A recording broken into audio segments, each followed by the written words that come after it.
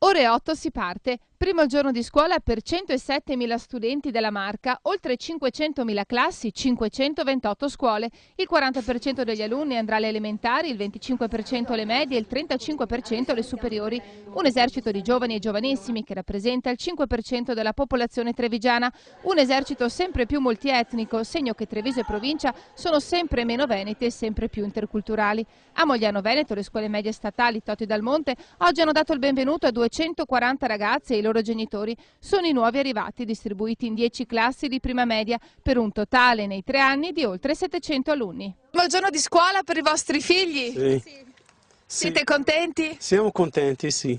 Prima media, anche un giorno importante. Sì. Siamo insieme con lui per sentire un po' tranquillo. Cosa si aspetta?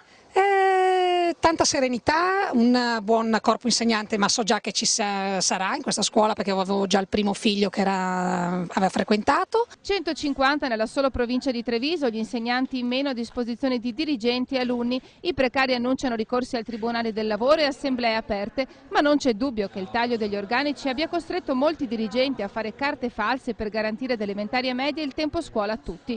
A Mogliano fortunatamente il corpo docenti è al completo e così da lunedì prossimo si parte già col tempo prolungato, indispensabile per molte famiglie. Dire che quest'anno, lei mi chiedeva prima com'è la situazione economica della scuola, è magra come dappertutto. Allora abbiamo in cantiere delle iniziative di cui ho parlato già anche con l'assessore comunale, per le quali inviteremo i genitori a godere di uno spettacolo fatto dai ragazzi. Sicuramente i genitori contribuiranno.